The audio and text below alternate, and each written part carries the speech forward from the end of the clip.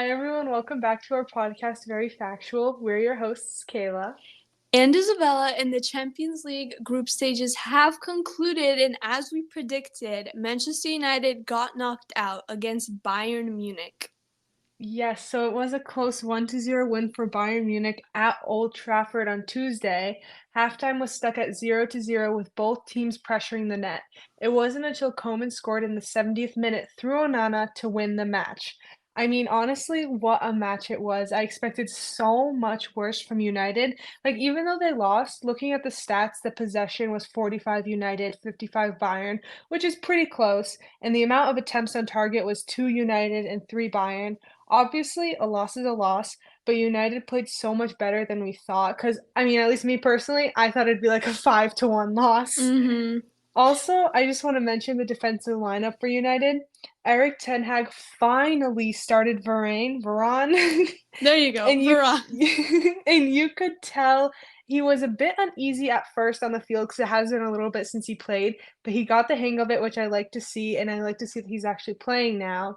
Honestly, though, this match was predictable in the sense that United would lose, but unpredictable because it was a very close score, which I know United is famous for this season for their lucky matches. Yeah, the fact that they finished bottom of the group is like its own accomplishment Mm-hmm. almost. Like, this is probably one of the biggest teams that have one of the biggest like Champions League experiences like in the past, and then they're probably the worst English side. Like, I saw a stat that they're like the first English team to finish bottom of the group for like a couple years now, and it wasn't a hard group for them. They had, you know, it was a pretty easy one compared to some others. Like Copenhagen haven't been through to the knockout stage since 2011. Galatasaray isn't really familiar with Europe, and Bayern leading up to this game weren't really great. And to be honest, to me, it wasn't like an overall nice game. Ten Hag said after that they didn't deserve to lose. Once again, an excuse, but I just expected more from United because it was a crucial game to them. It was a final. They needed to win to go through. And I thought they would come right out of the gate and just try to compete and we would see something different, but they just gave up and they didn't even try.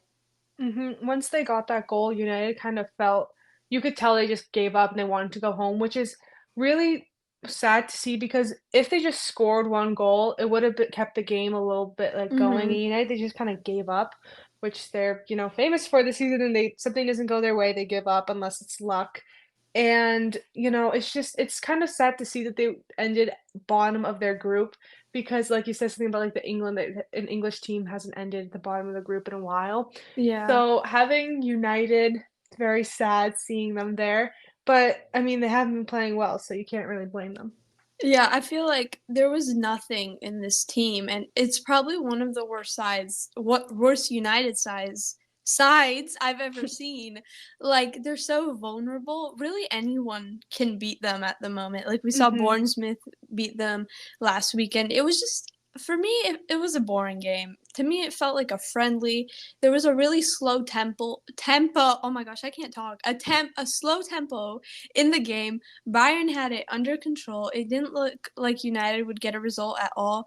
It was a close result if you look at it 1-0, right? You would think United, put something into this game, but I feel just these two teams are on different levels, and United just need to start building up confidence. They had their best lineup in this game. I personally think you said this too, that you kind of got to get rid of Ten Hag now. I just don't know who they bring in to replace him, to be honest. Yeah, you can't really get rid of a manager if you don't know who you're going to replace it because it's better to have someone than just kind of have them roaming about, you know what I mean? Mm-hmm. But like you said with United and Bayern, they aren't on the same level, but I would expect them to be because it's United and Bayern, but based Yeah. off how they've been playing, like you said, it was Bayern's game. It looked as if it was a friendly. United was just kind of playing their game and it wasn't good. And I kind of mostly blame Ten Hag now because yes, players are at fault, but who coaches the players? Yeah, I just like okay, so you said that United and Bayern that they shouldn't be on different levels almost, but I think it's just like this season. Yeah, this season, yes. like overall in history, United probably have the better history. Mhm. They won the treble in 1999. I just think it's this season because this team, they're just not clicking to their manager. Mhm. And like you said, like if you don't know who to bring in, you can't really take out the person because you're going to have like a whole Ralph Ragnick situation again. Yeah. And I don't think that's what United need at all. Group F, the group of death in the Champions League, it went right down to the wire, just like we expected. Only two teams were able to go through, and before the last group stage games took place, the table looked like this. Dortmund was in first. They already guaranteed their spot in the knockouts. PSG was second. Newcastle was third, and then Milan was fourth. And then after the last group stage games took place, uh, Paris ended second, Milan ended third, and Newcastle ended fourth. And I think we expected Dortmund to go through. They were the Mhm. most consistent team. They already knew they qualified before these last games. PSG, I'm pretty sure I said PSG would go through too. No, maybe I said Milan. I think you said PSG. Yeah, I said PSG. I think I said Milan because the only reason I didn't say PSG is because they didn't really convince me Mhm. and they haven't really shown anything in the Champions League. And when they played Dortmund that last game, it was the same thing. They didn't show anything. Milan were even poor when they played Newcastle. They were really poor the first half. And Newcastle, sadly, they did all they could in Europe and they ended first, so they let the Europa League fall out of their hands. I feel like Newcastle just kept attacking and attacking. And if they would have sat back like PSG and maybe just were happy with the draw, I feel like maybe they could have had the Europa League. They just Mhm. got too open, too tired. That inexperience really crept in, and those injuries too. But I think I've heard some negative stuff about Newcastle in the Champions League, but I think they should be happy. They got the toughest group. They played some of the best teams in the world, but they look good throughout most of the group. Yeah, they did, I agree, and like you said, we expected Dortmund to go through, that was pretty much a given since they weren't first. And PSG, I like I said, like, I thought they were gonna go through, but they're full of themselves, and I like which kinda makes Mm-hmm. me a little bit mad because I would've maybe liked to see Newcastle or, Yeah. Milan going through because, PSG, you just kinda, like, expect them to go through. But, Newcastle ending last in the group stages and not moving on is kind of shocking to me because I expected them to put up a bit more of a fight, and they just kinda, like I don't know, it just kinda surprised me a little bit. Yeah, I think the injuries are Mhm. probably like their biggest problem. Like if they didn't have those injuries and they had more people to bring on, maybe they could have been through. But I think we expected it to happen almost. You know what I mean? Like Yeah. they'll have time to get their players back. They'll focus on Premier League and they did very well in one of the toughest groups. They PSG on the other hand, they haven't done well in Champions League. I don't think so. They kind of showed their weaknesses, especially in the Dortmund game. They had some chances. They kept the ball. They created. I think in defense they're very weak, and I think that's their biggest problem. And I don't think we will see PSG getting any better in the Champions League because I feel like their egotisticness will Mhm. get to them. There's not really that unity that you see in other big teams, and I just don't think they'll get far in the round of 16. And maybe they'll probably get through it, but I just don't think they're not going to be one of the favorites to win. And I think just in PSG, everyone does their own things. Mbappe won't defend, he just sits there in the opposition's half and doesn't help his team. I think PSG could have did better. They have, especially against Dortmund, PSG have one of the fastest forward lines. You have Mbappe, Kolomouani. It just and Dortmund's defense is so slow, and I feel like they almost overcomplicated it a bit. Just Mhm. use your speed, Mbappe. Like you could run over those Dortmund defenders like that. Like it would have been so easy for him to do. Oh, yeah, for sure. Like you said, PSG, they have a weak defense, so I feel like that's Mm-hmm. definitely gonna come into play as they get further, if they get past this round of 16. But, I don't really know what to, like, think of the fact that they're because I don't think they're gonna win Champions League at all. No, they're not. But I'm a little worried that they might get close, kind of because of like they've shown their weaknesses, like you said, but Mhm. also they have that speed in the forward line. It's just they Mhm. haven't been using it to their advantage. But if they start to, they might pose a threat, but they aren't really right now. There's not much unity. They're just kind of everyone's individual. Everyone's playing their own Mhm. individual game and Yes. passing if they absolutely need to, which is not really how you play soccer. Yeah, I think I'm very curious to see how these teams, how Dortmund and PSG continue to fare, and Mhm. I really want to see if Dortmund can keep up their Champions League consistency because they haven't been super consistent in the Bundesliga.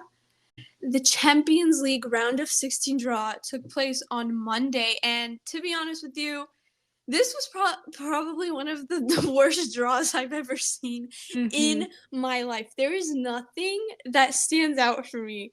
These are all they're just lame matchups. Yeah. It's They're like sorry, go ahead. no, they're kinda just like, you can kind of predict easily what they would be. Yeah. Like, I feel like if it was like, oh, Man City, Dortmund, that'd be a good matchup, but, it's not. Yeah, like we have FC Porto taking on Arsenal. We have Napoli Barcelona, which is probably the best one of all of them. I Mhm. probably think so. Then we have Paris and Real Sociedad, Inter and Atletico Madrid, PSV, Dortmund, Lazio, Bayern, Copenhagen, Man City, and Leipzig, Real Madrid, which is also kind of a better one. It's just, I feel like all of the teams that should be favorites in this game are probably going to win. And Yeah. I like, there's nothing that really sparks my attention, to be honest with you. Yeah, I mean, if I feel like, Inter Atletico Madrid, that might be a little bit of a good one, but Yeah. I feel like you still don't really know. Yeah, it's just like I don't want to say this, but it could have been rigged for the big teams. So like, Yeah. none of them drop out or anything. If I had to pick one that I look forward to the most, like you said, probably Inter, Atletico Madrid. Inter Mhm. have been pretty good. Atletico Madrid have been pretty good. I feel like Porto, Arsenal could be pretty good. Napoli, Barcelona. It's just I I feel like UEFA kind of did their thing. It's like Mhm. they're bringing the money in so the big teams stay in. And I think my personal favorite to win the Champions League still, I would probably say it's either Man City or Real Madrid because Mhm. Man City have their inconsistencies recently.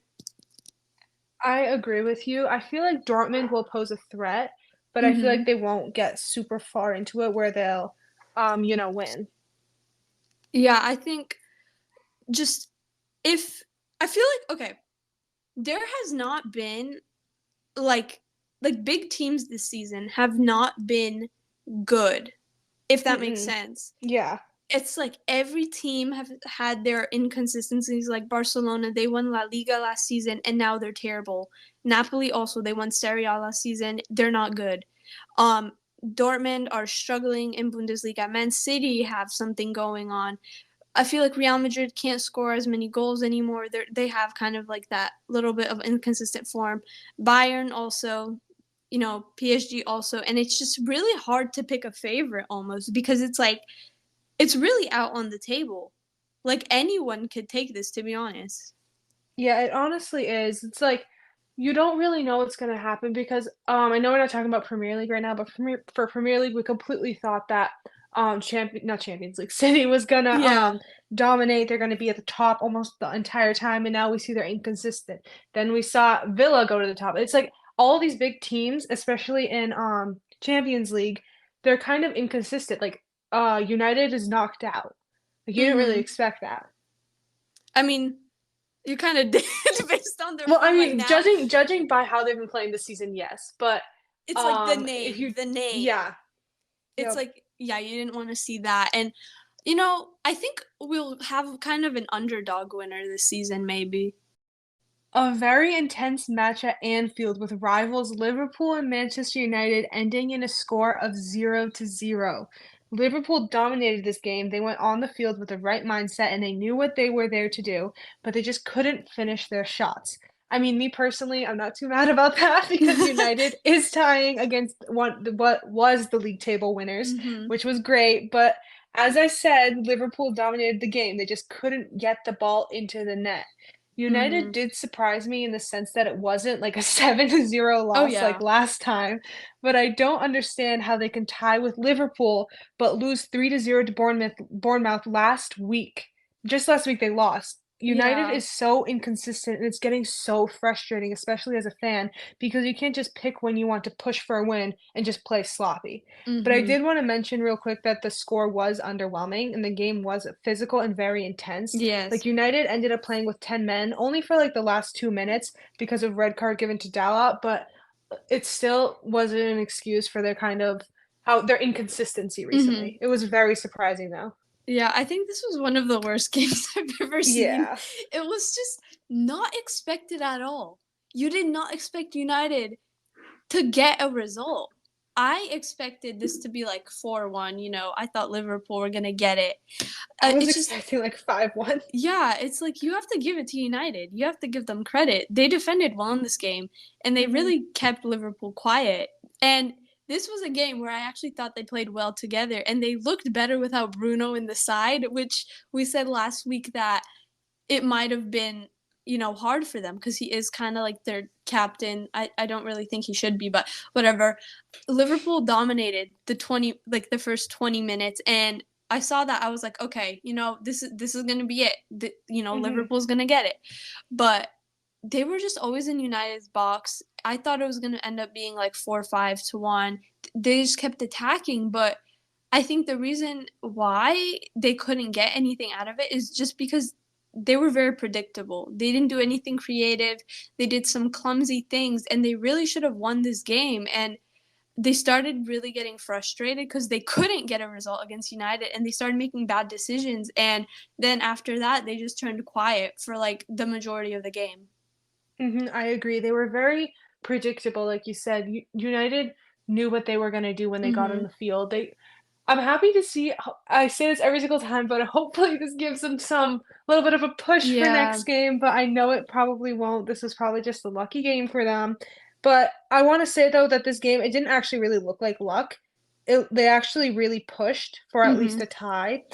And Liverpool, I feel like they were playing sloppy. They were. Mhm. I feel like that definitely gave United an advantage in the game because even though they didn't really get much of a result, they still got one. And they can't be too mad because a tie like this against Liverpool compared to how they've been playing is really good. Yeah, I think it's a big result for United because they haven't been at their best. They have missing Mhm. players. Players are out of form. They just needed it. And the biggest thing is that they had no pressure on them. They had absolutely no pressure on them coming into this game. Everyone thought Liverpool was going to win. Everyone was like overconfident almost. And then Yeah. United had a chance to defend. They didn't have to attack, they could defend. They didn't let Liverpool get anything in their net, and it really turned out for them. And for Liverpool, I think it's concerning for their like title hopes because we saw last week uh, when they played Crystal Palace, they couldn't get anything done until Jordan Ayew got a red card and until like the 70th minute, and Liverpool have to play Arsenal next, and Arsenal we'll talk about later. They're flying at the moment. They're getting better Mhm. and better, and it's very shocking to see this result. But you got to give it to United, to be honest with you. Yeah, honestly, like you said, Liverpool, not their fans that were just confident, but they also went in too Oh confident. yeah. I feel like they just kind of knew. They're like, "Oh, we're just playing United. They've been sloppy this season, so we can kind of just play whatever we want." But United, they knew that they should play defensively this game, not Mhm. offensively. You have to know with teams when you're playing.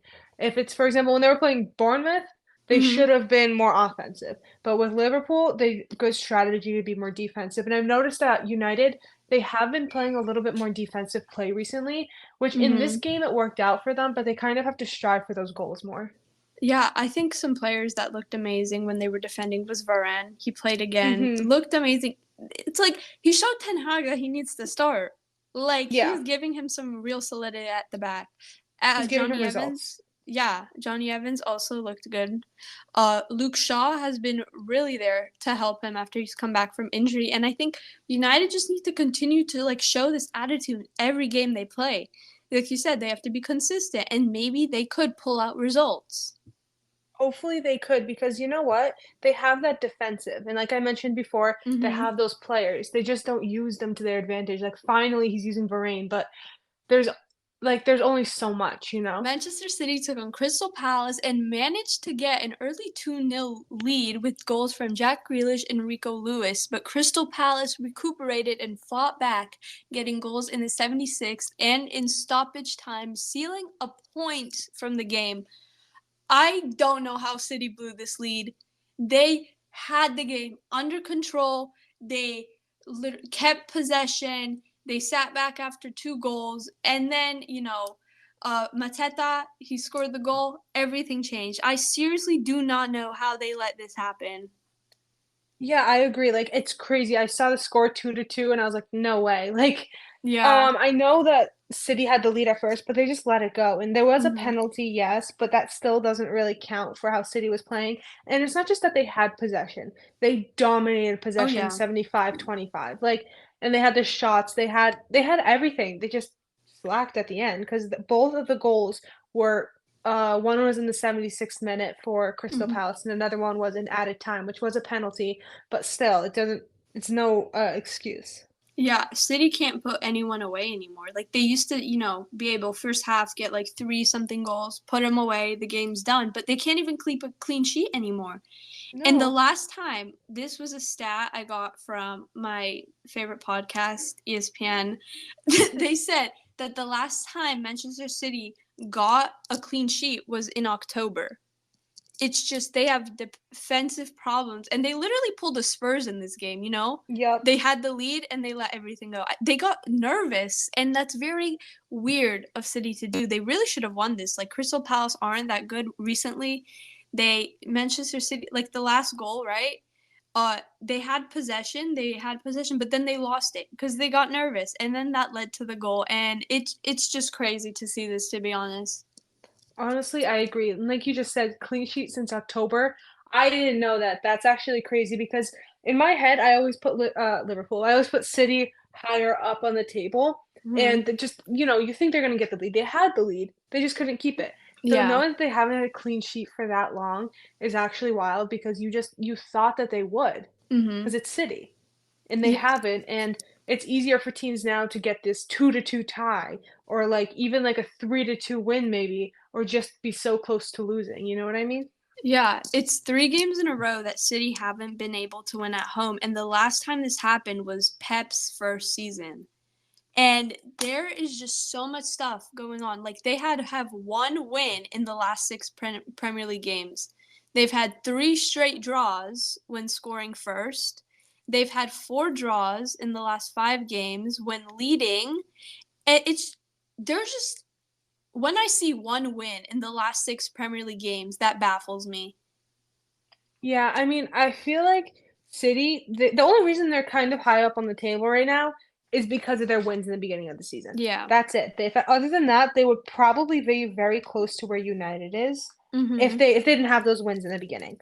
But they did, which is good for them. But I feel like City, they started to get kind of full of themselves. They go in the match like full of it. They're kind of like, "Oh, we're gonna win," especially against Crystal Palace with their stats recently. They've kind of been on the downhill. Yeah. So they probably went in thinking, "Oh yeah, we're gonna be amazing. We're gonna do good," and they had the lead. I feel like they got full of themselves, kind of got sloppy during the game, and Mm-hmm. then Crystal Palace took that to their advantage and ended up tying. Yeah, I think City will still have a bounce back. Hmm. We saw this happen last season. They had like a slump. It's just it looks bad now, but I think personally it will go away. I still think they're gonna win the league. The defense has to pull it together. The reason why they won the Premier League as they did and why they caught up to Arsenal last season was because of their defense. And Hmm. now the defenders aren't in form, and it's sad to see because I feel like City has one of the best defenses. And there were some referee decisions in this game that I actually disagreed with, and it kind of annoyed me. So there was a point in the game where Ederson came out of his box and he literally fouled Mateta. Like he took him off the ground. I think it should have been a red card for Ederson. Mhm. I don't know, but I personally think so. Then, okay, this one. So there was a point in the game. It was first half. Julian Alvarez had a free kick, and he got it in. And as it was going in, it looked like Rodri headed it in, but he didn't. Rodri ducked out of the way because Rodri was offside, and so he ducked so it would count. But then they still chopped off the goal because they said Rodri was offside, even though he didn't touch the ball. Because they took off the goal because they said Rodri was interfering with play. But there are so many times in the Premier League where players do the same thing and the goals still count, and that just it kind of annoyed me. No, that is really annoying because there's a difference, with interfering in play because he ducked from the ball, didn't touch Yeah. him. If he got in the way of another player trying to run and defend, that's a little different, but there was probably already a defender on him. I don't know, I didn't see this call, but, um, referees recently, they've been kind of a little bit blind or Yeah. questionable, I should actually Oh say. They've yes, been a little very. questionable because they make these decisions sometimes. Yes, they're good decisions. I have to say the referee for the United Liverpool game, he made great decisions. But then Hmm. for this game, questionable, very questionable. Yeah, I actually did agree with the referee on one of the decisions. Rico Lewis's goal. I'm glad it stood. I agree that it should stay. Uh, they were gonna chop it off because they thought someone was offside again.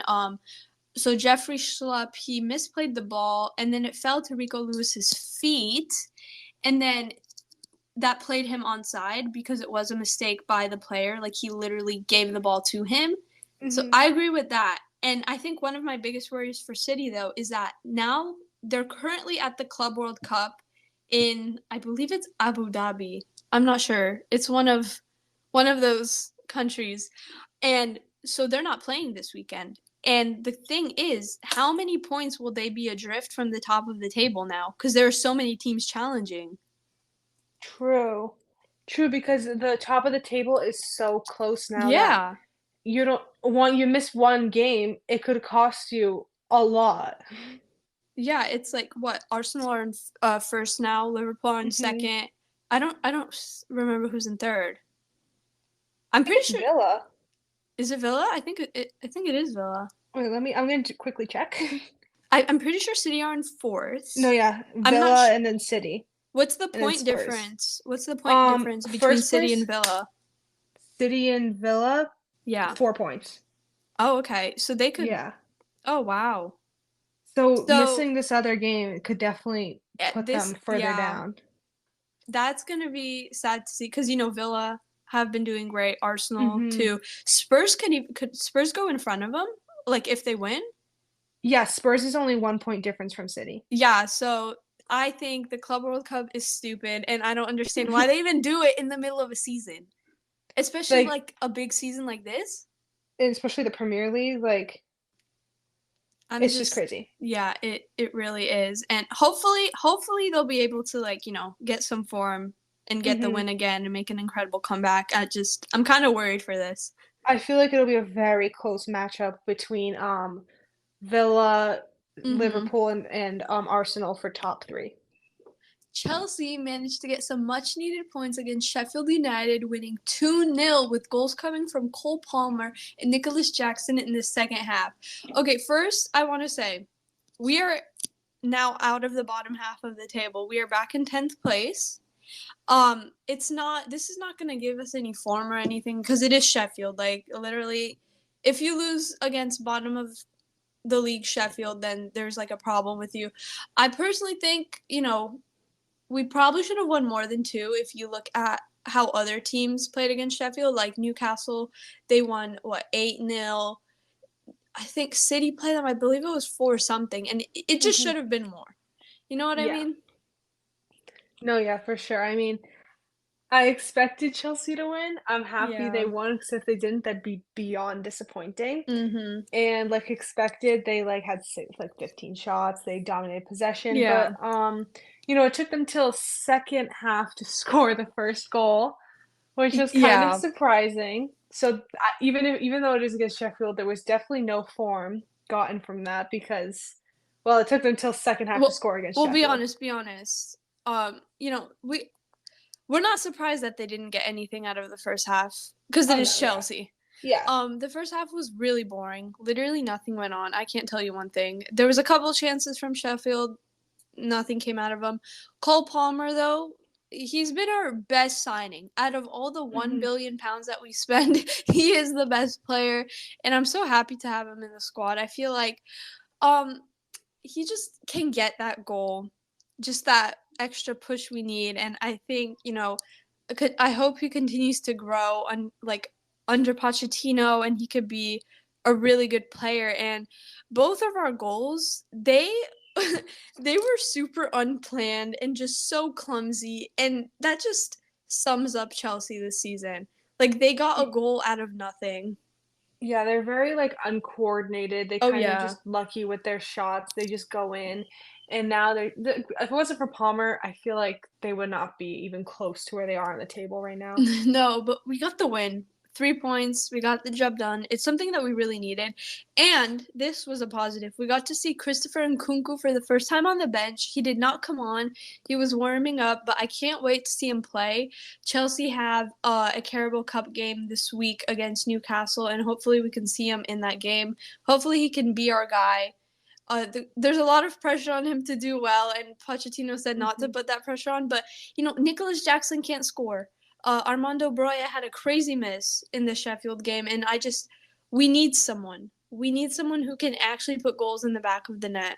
Yeah, they really do. They need that player, that striker to put those balls in the back of the net. Like honestly, if they just had that, they would be so much better. Like they can't just rely on Palmer all the time because if they did, like you said, it's so much pressure on him and it's just gonna get the Mm-hmm. best of him. Yeah, I mean, this result, it doesn't convince me. We're still very inconsistent, and like I said, it is Sheffield United, and but a win's a win. We got 3 points, Hmm. and I hopefully somehow we can maybe keep continuing getting some positive results. A 2-0 win for the Gooners at home against Brighton and putting Arsenal as new league leaders of the Premier League. The first half of the match was surprising with the score remaining 0-0, but that didn't last long in the second half because the 53rd minute Gabriel Jesus scored, giving Arsenal the lead. Brighton kept fighting for a goal to tie up the match, but lost hope after Kai Havertz scored the final goal of the match in the 87th minute. Honestly, looking at the score, you'd think Arsenal played a lot better, but looking at the stats, you'd see that Brighton dominated like all of them except for shots, which was 26 Arsenal and 6 Brighton. But at the end of the day, it's not the statistics that matter, it's the score. Which, speaking of the score, by the way, I'm happy to see that Kai Havertz is finally starting to find his footing in Arsenal because before Mm-hmm. he clearly was struggling. We were making fun of him a little Oh bit, yeah. and he's not as bad as I thought he would be in Arsenal, and I'm kind of happy to see that he's finding his little place there. Yeah, so Brighton are a good side, and we've seen that for the past like 2 seasons now. And Brighton are usually a team that really take control, but Arsenal did not let them do anything in this game. Arsenal completely dominated the game. It felt like they had way more than 50% possession. Like the stats don't actually show how the game was because Arsenal did so much better. Like Brighton could not get out of their own half of the field because Arsenal played a really high line, Mhm. and all of the Brighton players were just sitting in their own half. And um they deserved the win. Arsenal played well. They created chances. I think they could have had more maybe. The defensive line looked solid. They kept Raya from doing anything, which Yeah. is probably a positive thing. No, yeah, for sure. Like you just said, Raya, he's been a little off recently. I just want to mention him real quick. Like recently, in his last games, he's been making saves, but they weren't there some Yeah. of the saves that he made, they're just kind of warm up saves, and those other goals that went in, just they were shots he could have saved. So he's been kind of off recently, and it's kind of frightening, I want to say, for Arsenal because this game it was easier for them because it Mhm. was Brighton, and yes, they are a good side, but like you said, they remained it in their half. So Raya didn't have to do much, but now I'm not quite sure what he's going to do in the next few games. Maybe that was just one bad game, but you know, you never know. Yeah, a player that continues to look really good though is Declan Rice. He is the Hmm. best signing. He does everything for Arsenal. He works on and off the ball, and I think he's like the most crucial player to them. I like he's the first name when Arteta picks the starting lineup. He is the guy. For sure. We like we have like gave him his praise because he's probably I said that he's gonna be the signing of the season, I believe, and I think I'm correct. I think he Yeah. like literally proves my point. And Kai Havertz, you said he's scoring more now, and he's turning into a better player. We gave him so much. We were so mean to him, but like Yeah, we were. he's kind of growing into the side, and that's good for him. And now they're top of the table. They continue to getting, like okay, so Arsenal have started off this season. They weren't as good as they were last season, right? But Hmm. each game they look to be getting better and better and keep like living up to the form that they had last season. And I think it could be scary for some other teams because I feel like Arsenal don't look like they're going to screw it up again. They look like they're real title contenders. They've been through this last season. I think they know what to expect. And I'm just really excited to see how this goes. No, same. I feel like they're definitely going to be pose a great competition for title contenders, but I mean, you never know though, because I know we've been saying this entire time that we think City is going to win, but I feel like Mm-hmm. it's going to be very close between Arsenal, City, and Liverpool, like very close. Newcastle managed to bounce back after their Champions League elimination with a 3-0 win against Fulham. Lewis Miley would come on for injured Joe Ellington and get his first goal for the Magpies, followed by Miguel Almiron and Dan Burns. So the first thing we have to talk about, Fulham player Raul Jimenez, he got a red card in this game, and he did some I don't know if you saw this. He did some like kung fu kick WWE move. If that doesn't scream clear and obvious, I have no idea like what does. Some people are saying that it's not a red card. He was literally airborne and No, I lost know. control. That is the biggest red card ever. I mean, he like you said, some kung fu type of thing. He was in the air and then he kicked, right? Yeah. Oh my gosh, I can't. And people are saying I saw this on when I looked up the red card because I wanted to see the highlights. I saw someone comment like, "Oh, this is like the stupidest red card ever" or something. But he was in the air Yeah. and he kicked. It was just it was something else, and I Okay, don't know how. and the ball was nowhere near him. Exactly, exactly. So that is like the clearest red card of this season. I have Hmm. literally no idea what he was trying to do. And then he was telling the ref he was trying to head the ball. Okay, if your butt is literally in the other guy's face and you're like jumping over, I don't think you were trying to head the ball because the ball was nowhere near you. I mean, like he said he didn't mean to do it. Maybe he just lost control, but like, it's a red card, dude. Take responsibility for your actions. He was practicing for a black belt, okay? He Oh, forgot what oh, sport he was in. definitely. And Newcastle, they got the win. They still have the spirit after getting eliminated. They're getting their players back slowly. But a concerning thing was Joe Ellington and Fabian Schär had to go off, and they have been very crucial for Newcastle this season. They dominated the game. It was 70% possession, I believe, around that. But, like, I actually don't think this would have been as big as a win for them if Raul Jimenez didn't get the red card. Oh yeah, for sure. He got it in the very beginning in the 22nd minute, which Mm-hmm. is a long time to play with just 10 on 11. So, Mm-hmm. I mean, definitely gave Newcastle the advantage with that. But I mean, I thought they were going to win anyway, but Mm-hmm. I didn't. The red card definitely gave them that advantage. I thought Newcastle were going to have a tougher time because Fulham have been scoring like 5 goals in some games, which was crazy. They just went on like this goal scoring form just randomly. Um, I think one of the positive things in this game, and I feel like this player has just been very crucial for Newcastle all season, is Bruno Guimaraes. He is literally dominating. that Newcastle midfield. He was involved in all the goals in the Fulham game. Him and Joe Ellington are just like that perfect partnership. They really just lock down that defense. And I really hope Joe Ellington's injury isn't serious because he is such a key player. And I said this earlier, I think being out of Champions League will really help them focus on the Premier League because it is such a tight race.